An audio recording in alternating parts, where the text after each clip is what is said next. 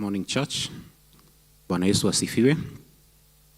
I appreciate the 5 minutes, and I hope the 5 minutes I've stood here are not being counted. Yes, my name is Daniel Kariuki. More to that, I acknowledge that Christ is the Lord in my life. I happen to lead a team of counselors and psychologists in this church because we have a counseling ministry. And I want to highlight something because we are in the month of October, whereby we are commemorating or we are sensitizing people about mental illnesses. It is common in every of our homesteads that we know that we have had an experience with someone with a mental illness or a mental disorder. And at times we do not know how to handle them. And this month, that is what was more of the highlight. On 10th, which was also the previously Utamaduni Day, Mazingira Day, we were commemorating what we call the Mental Awareness Day with a focus on workplace, what we call mental health in workplaces. Bwana asifiwe. So within the next few minutes, and I want to limit myself to between 5 to 7 minutes, I want us to know or possibly get to understand what we talk about, what we highlight when you talk about mental illness. So we first get to understand what a mental illness is, and we say that it is a serious or a condition that distorts one's behavior and thinking. At times we might find people acting weird, and you ask yourself, is that person normal? Does it happen? Yes, it does.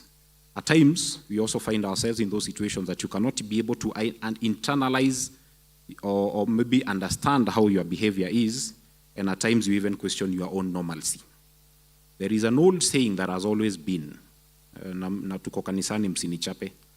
There is that saying that has always been that everybody is mad, the degree of madness differs. Thank you. Ninyi mmesema si mimi.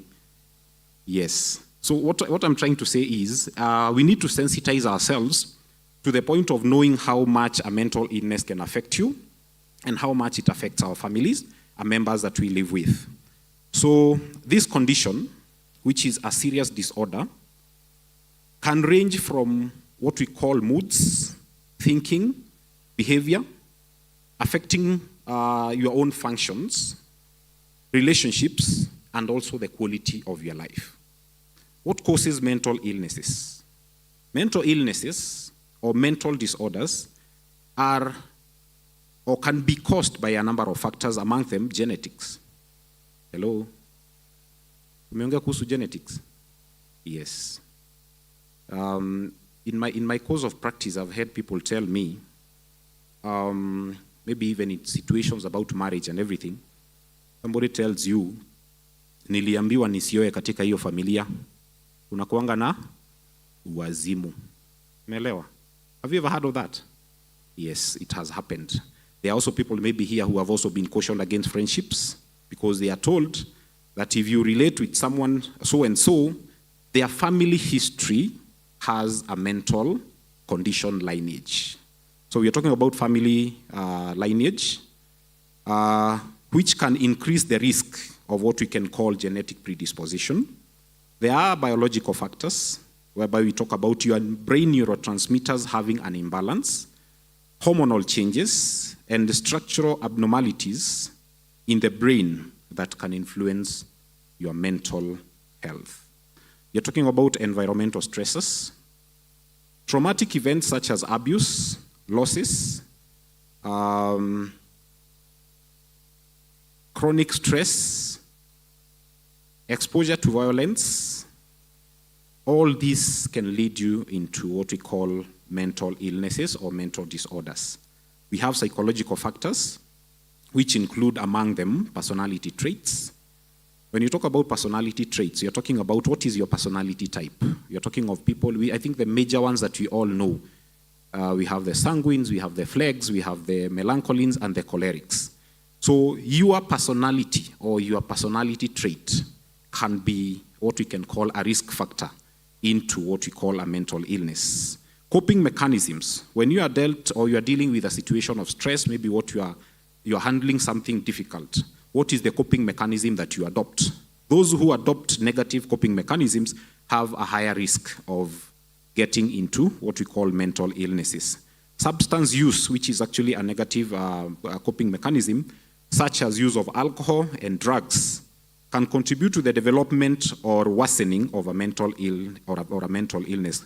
Take, for instance, somebody who is going through acute or maybe chronic stress and is bordering depression, and they decide to go into they choose a coping mechanism that maybe, for instance, something like taking drugs or taking alcohol, there is a higher risk for them to experience mental illnesses. Medical conditions, maybe chronic illnesses, neurological disorders, health issues.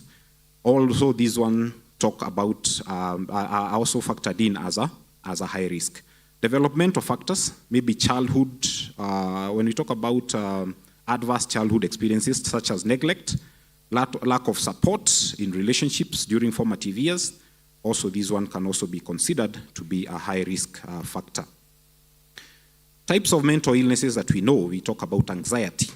So when I sat there and I was told, and I heard that I've been given 5 minutes, a feeling of anxiety went through my nerves, and I was like, will I be able to cover this? That one is, if not checked, can lead to what we call anxiety disorders. Mood disorders, these include depression and things to do like bipolar disorder. We all know, we have quite a number of cases that we know about people who have suffered from depression, even leading to death. We also have heard people who are suffering from the bipolar disorder, whereby depression involves persistent feelings of sadness and loss of interest, while bipolar disorder involves extreme mood swings from highs, which is mania, to lows that can lead to depression. Schizophrenia, or what we can call psychotic disorders. This involves distorted thinking, perceptions, and emotions, hallucination, delusions, and disorganized thinking.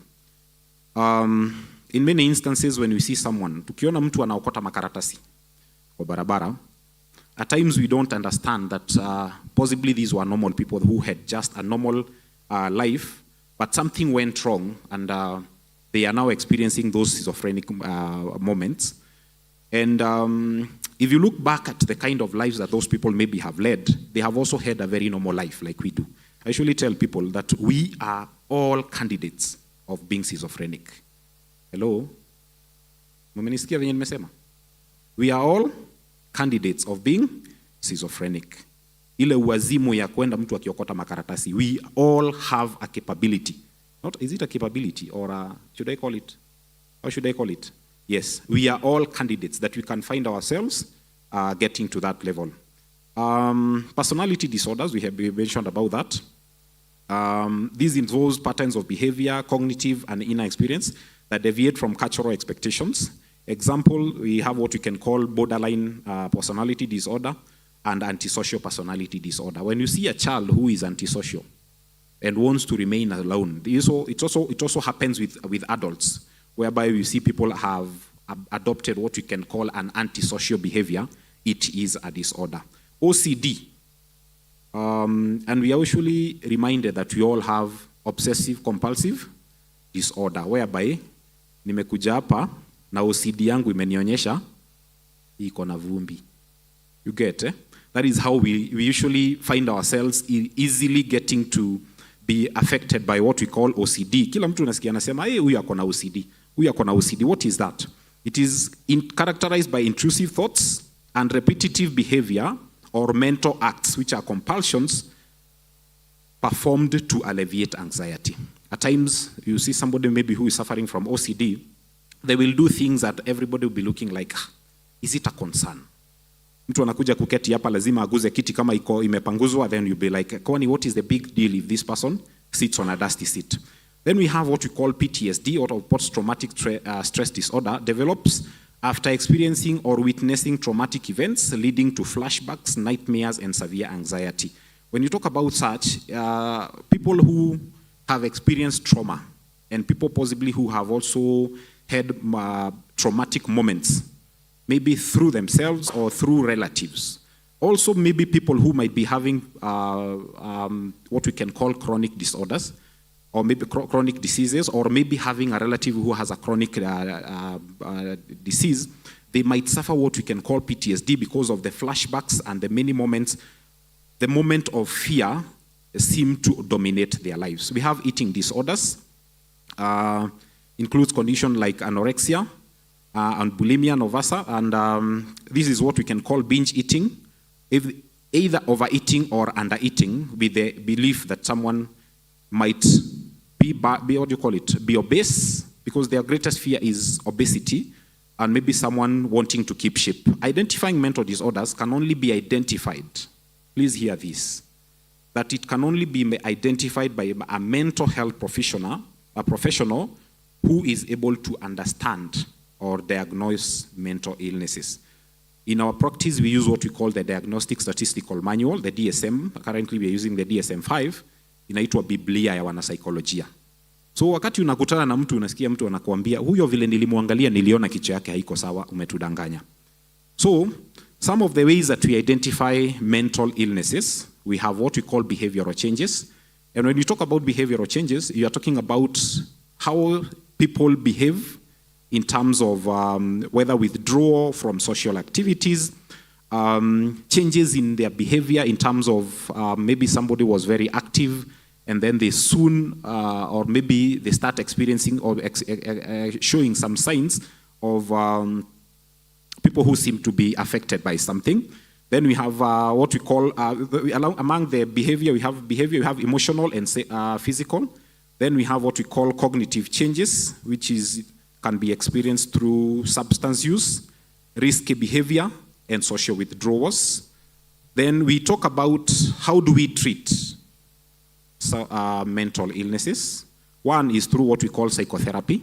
And we talk about psychotherapy, you're talking about cognitive behavior therapy, dialectical behavior therapy, and what we can call exposure therapy. Then we have what we call medication. Medication, we are talking about if somebody is going through depression, dealing with antidepressants, antipsychotic drugs, mood stabilizers, and what we can call anti-anxiety medications. Then we have what we call the lifestyle changes, whereby we talk about incorporating habits that can improve one's well-being, maybe regular exercise, dieting, and also taking care of themselves through giving them oneself sufficient sleep, and what we call mindful practices.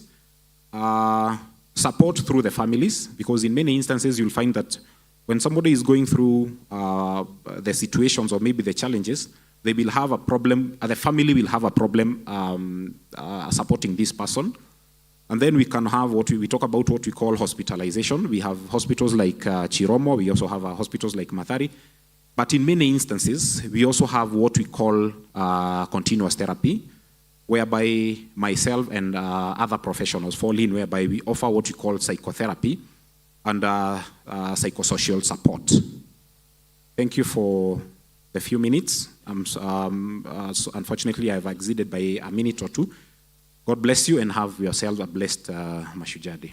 God bless.